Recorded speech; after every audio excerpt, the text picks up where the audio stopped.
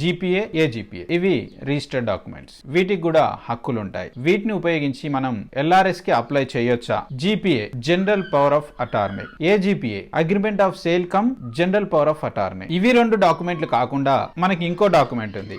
అది AGPA with possession, agreement of sale cum general power of attorney with possession. Simple గా చెప్పే ప్రయత్నం చేస్తా. హెచ్ఎండిఏ వాళ్ళు రిలీజ్ చేసిన ఎల్ఆర్ఎస్ బుక్లెట్ ప్రకారము జీపీఏ డాక్యుమెంట్, ఏజీపీఏ డాక్యుమెంట్ ద్వారా ఎల్ఆర్ఎస్ కి అప్లై చేస్తే మీ అప్లికేషన్ రిజెక్ట్ అవుతుంది. అదే హెచ్ఎండిఏ వాళ్ళు రిలీజ్ చేసిన బుక్లెట్ లో మీది ఏజీపీఏ విత్ పొజిషన్ డాక్యుమెంట్ గిన అయితే ఎల్ఆర్ఎస్ కి అప్లై చేసుకోవచ్చు అని ఉంది. ఈ ఏజీపీఏ విత్ పొజిషన్ డాక్యుమెంట్ కి ఎల్ఆర్ఎస్ వర్తిస్తుంది. సో మీది ఏజీపీఏ విత్ పొజిషన్ డాక్యుమెంట్ గిన అయితే మీరు ఎల్ఆర్ఎస్ కి అప్లై చేసుకోండి. జీపీఏ డాక్యుమెంట్ కానీ ఏజీపీఏ డాక్యుమెంట్ కానీ ఎల్ఆర్ఎస్ కి అప్లై చేయడానికి వీలు లేదు. అయితే మరి ఎలా? సొల్యూషన్ లేదా అంటే ఉంది.